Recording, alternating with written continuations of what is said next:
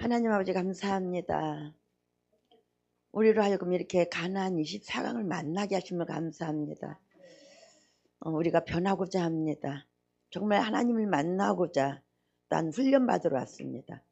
오늘 또 이 시간도 주님께서 함께 하시고 붙들어 주시어서 정말 왜 멀리 계신가. 하나님은 멀리 계시는 하나님이 아니라 내 가까이 있는 하나님으로 만날 수 있도록 우리 삶이 늘 그 하나님을 가까이에서 만나는 삶이 되게 하옵소서.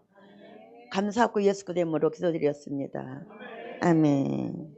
자, 하나님은 왜 멀리 계신가? 예, 사모님 읽어주세요. 사도행전 4장 12절 다른 이로서는 구원을 얻을 수 없나니 천하 인간의 다른 이름을 우리에게 주신 일이 없음이니라. 인간이 불행한 것은 하나님을 떠나 있기 때문입니다.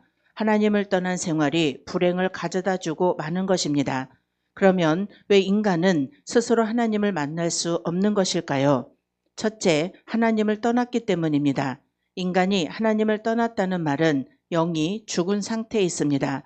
에베소서 2장 1절에 너희 허물과 죄로 죽었던 너희를 살리셨도다. 이것은 하나님의 영이 떠났다는 뜻입니다. 본래 인간은 하나님의 영이 함께 했습니다. 타락한 이후 하나님의 영이 떠나 죽은 영이 되고 말았습니다. 그래서 늘 피의 제사가 없으면 당장 저주받게 될 뿐만 아니라 하나님의 영이 떠나니 사단의 영이 그 영을 주관하게 되는 것이지요. 창세기 1장 27절에 하나님이 자기 형상 곧 하나님의 형상대로 사람을 창조하시되 남자와 여자를 창조하시고, 또 고린도전서 2장 12절에 우리가 세상의 영을 받지 아니하고 오직 하나님께로 온 영을 받았으니 이는 우리로 하여금 하나님께서 우리에게 은혜로 주신 것들을 알게 하려 하심이라. 원래 가지고 있던 인간의 지식과 지혜마저 어두워져 하나님의 뜻을 모르게 되었습니다.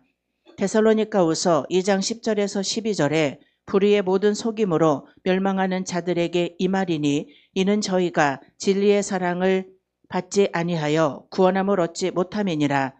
이러므로 하나님이 유혹을 저희 가운데 역사하게 하사 거짓 것을 믿게 하심은 진리를 믿지 않고 불의를 좋아하는 모든 자로 심판을 받게 하려 하심이니라. 그러므로 하나님의 말씀을 받아도 깨달을 수가 없게 된 것입니다. 고린도후서 4장 4절에서 5절에 그중에 이 세상 신이 믿지 아니하는 자들의 마음을 혼미케 하여 그리스도의 영광의 복음의 광채가 비치지 못하게 함이니 그리스도는 하나님의 형상이니라.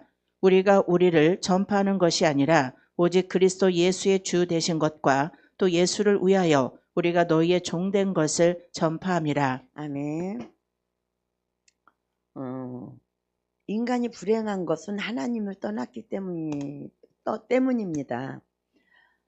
우리가 여기 와서 이 말씀을 먹고 또 이 말씀으로 우리가 훈련하고 있는 것은 하나님을 가까이에서 만나서 불행한 삶이 아니라 행복한 삶을, 그렇죠?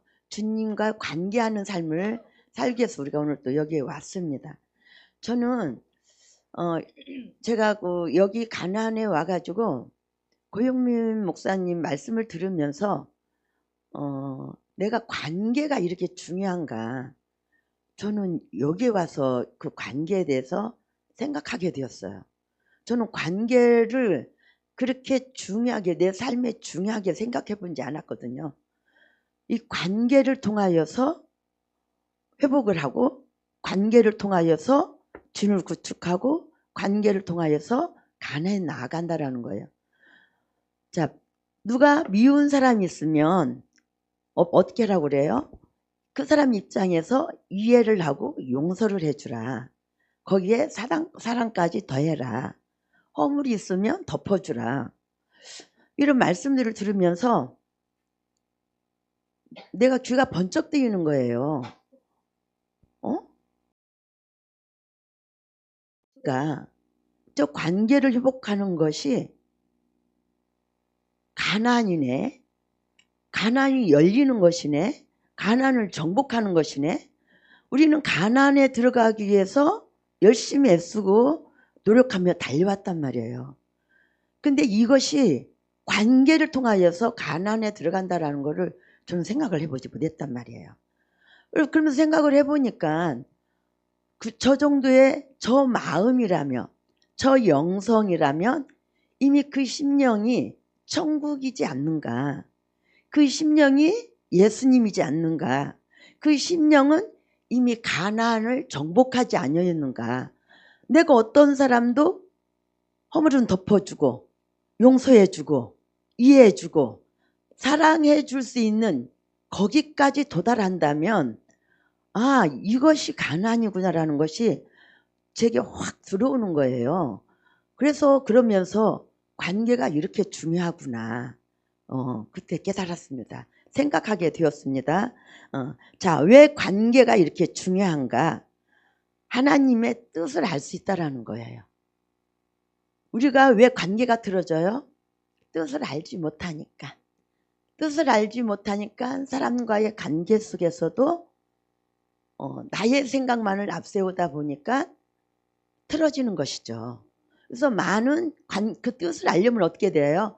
만남이 있고 그 만남을 통해서 그 사람을 알게 되고, 그 사람을 알게 되면 그 사람의 입장에서, 그 사람의 형편에서, 상황 속에서 아, 그럴 수밖에 없겠구나라는 것이 이해가 될 것이고, 이해가 되면 덮어주고 이해해주고 용서해주고 또 섬길 수 있는 거기까지 나갈 수 있지 않겠나, 그런 생각이 들었습니다. 이렇듯이 하나님의 뜻을 아는 것으로 끝나지 않고, 우리가 하나님의 뜻을 알게 되면 하나님의 뜻을 아는 것으로 끝나지 않고 정복이 되어진다라는 것이죠. 우리가 사람관계에 있어서도 그 사람을 알고 나니까 그 사람이 이해가 되니까 이해가 되어주고, 이해가 되니까 덮어지게 되고, 이해가 되니까 용서하게 되고, 용서를 하게 되니까 거기에 하나님의 말씀이 사랑하라고 했으니까 또 섬김으로 나가다 보면 우리가 또 사랑까지 갈 수 있지 않겠나.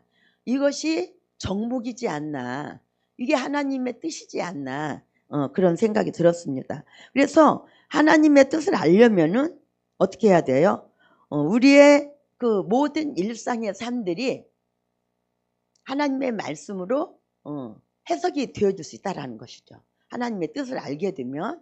그래서 하나님의 뜻을 아는 것이 이렇게 중요하구나. 우리는 그냥 무작정 열심히 믿으면 되겠지 하고 달려왔단 말이에요. 하나님의 뜻을 모르는 채 달려온 것이죠. 달려오다 보니까 하나님의 뜻대로 살았어요? 내 뜻대로 살았어요? 내 뜻대로 살았다.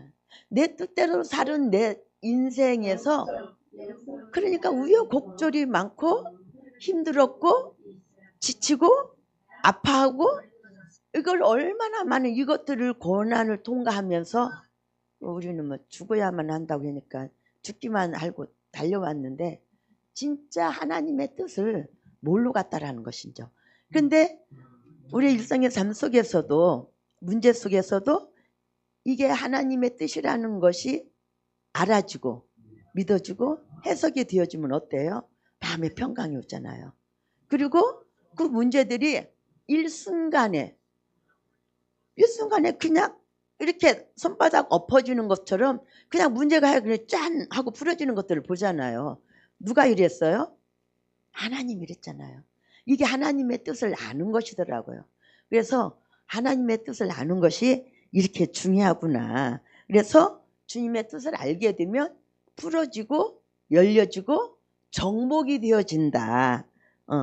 이것을 하는 것이죠. 그래서 이 나의 올크름, 우리는 이미 우리의 인생에 여기까지 오는 인생의 삶 속에서 보고 듣고 배우고 경험하고, 그러면서 이 모든 생각 속에 나의 의로 딱 인지되어 있단 말이에요.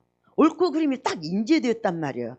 그래서 나의 생각으로 그냥 판단이 딱 나와버리는 거죠. 그런데 이런 나의 생각과 이런 나의 나됨을 내가 어떻게 꺾냐고요. 꺾을 수 있어요? 그런데 이렇게 말씀을 통해서 하나님의 말씀을 알고 하나님의 뜻을 깨닫게 되면 어떻게 돼요? 내가 꺾으려고 해서 꺾어지는 것이 아니라 꺾어지더라라는 것이죠. 그래서 하나님의 그 뜻을 알게 되면 내 생각, 내 뜻, 내 의, 모든 것이 꺾여지더라. 그래서 하나님의 뜻을 아는 것으로 끝나지 않냐고 계속적으로 풀어지고 열려져 가더라. 아멘.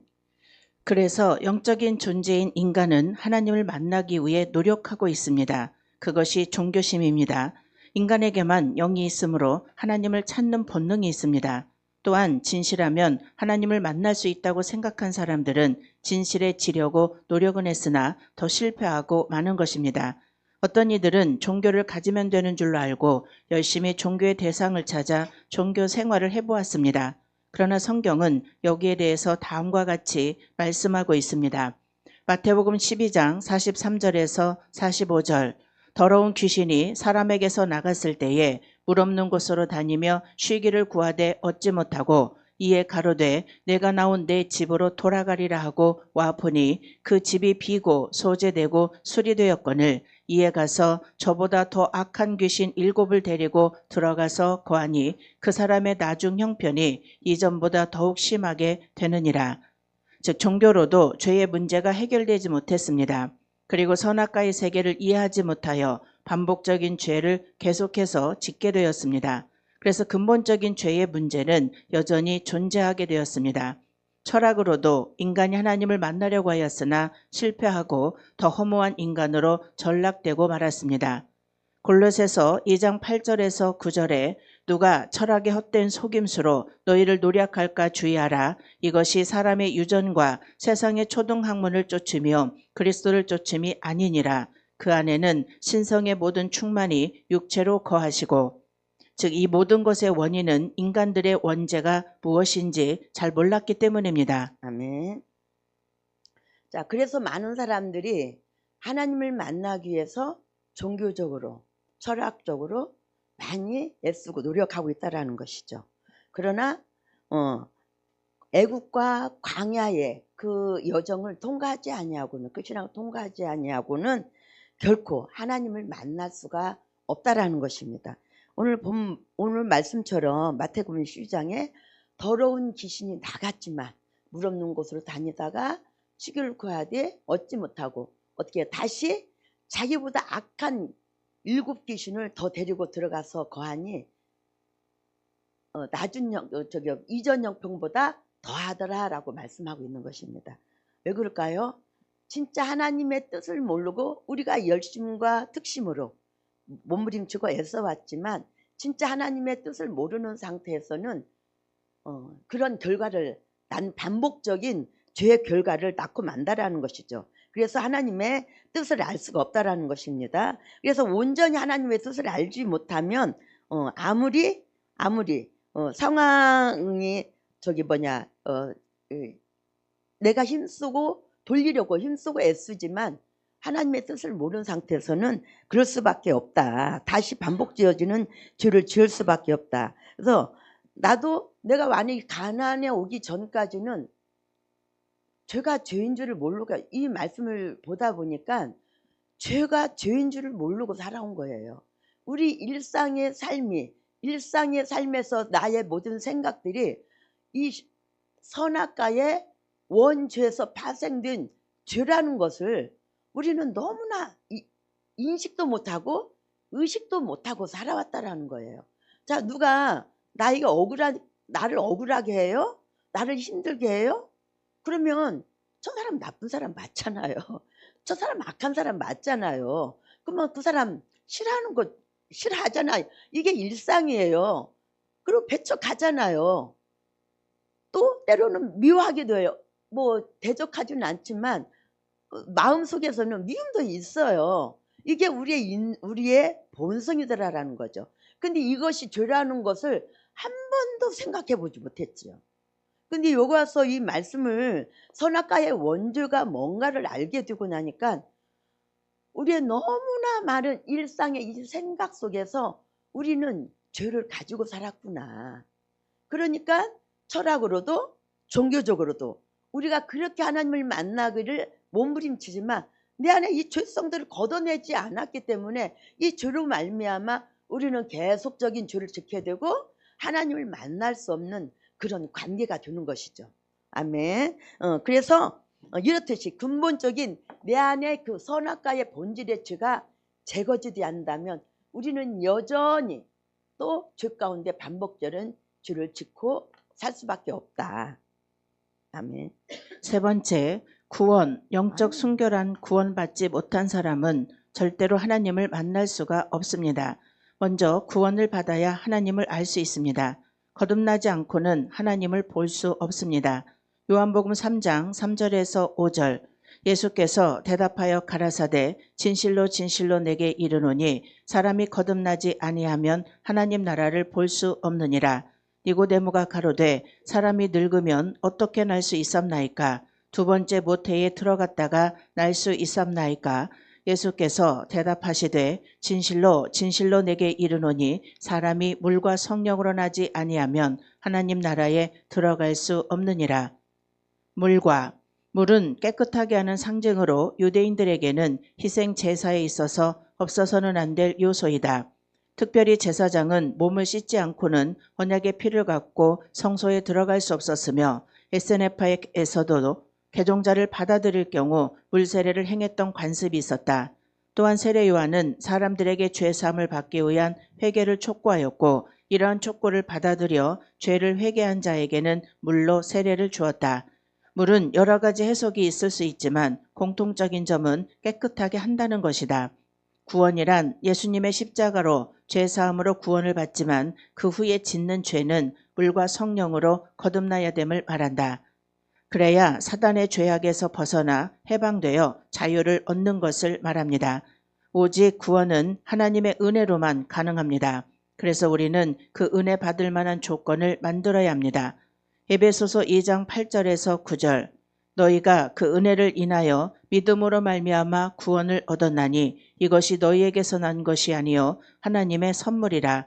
행위에서 난 것이 아니니 이는 누구든지 자랑치 못하게 함이니라. 하나님은 왜 멀리 계신가? 우리의 죄 때문입니다. 이 죄의 속성을 정확히 알아야 우리는 하나님과 가까이 할 수가 있는 것입니다. 그리고 하나님의 말씀이 깨달아집니다. 아멘. 왜 하나님은 멀리 계신가? 우리 안에 있는 죄 때문이다. 우리 안에 죄가 있기 때문에 하나님을 만날 수가 없고 하나님을 만날 수 없으니 하나님의 뜻을 알 수 없고 하나님의 뜻을 알 수 없으니 우리는 여전히 그 죄를 반복하고 반복적으로 계속적으로 짓고 살 수밖에 없었다. 그럼 죄가 무엇이냐라고 말씀하고 있어요. 조금 전에도 말씀드렸지만 내가 죄가 죄인 줄도 모르고 죄를 짓고 살았던 그 원죄, 옳고 그름의 선악의 원죄를 말씀하고 있는 것입니다. 내 안에 그 죄의 속성을 가지고 있으니 하나님을 만나겠다고 몸부림쳤지만 하나님을 만날 수가 없었다라는 것이죠. 그래서 하나님의 뜻을 알 수 못하니까 우리는 그렇게 살 수밖에 없었다라는 것입니다. 이 말씀들을 보면서 내가 굉장히 뭐라 그럴까요? 너무 감사한 거예요. 우리는 이것들이 나의 생각 속에 있는 이 죄의 속성들이 죄라는 거를 생각해보고 의식해보지 못했는데 지금 내 안에 우리 안에 뭘 건드리고 있어요? 그 원죄의 속성들을 말씀을 통해서 터치를 받고 있단 말이에요. 아직은 시작이지만 그러나 하나님의 그 가난의 이 말씀을 통해서 나의 그 원죄의 속성들을 통해서 계속적인 죄들이 파생되어지고 있는데 이 근본적인 이 원죄의 속성들이 은혜에서 제거되어진다면 우리는 하나님을 만날 수 있고 하나님의 뜻을 아는 자들이 되고 하나님의 뜻을 알게 될 때에 우리는 가난을 나갈 뿐만 아니라 정복하는 삶이 될 줄 믿습니다. 모든 관계를 하나님과의 관계를 회복하고 가난을 정복하는 놀라운 은혜가 있기를 축원드립니다. 네.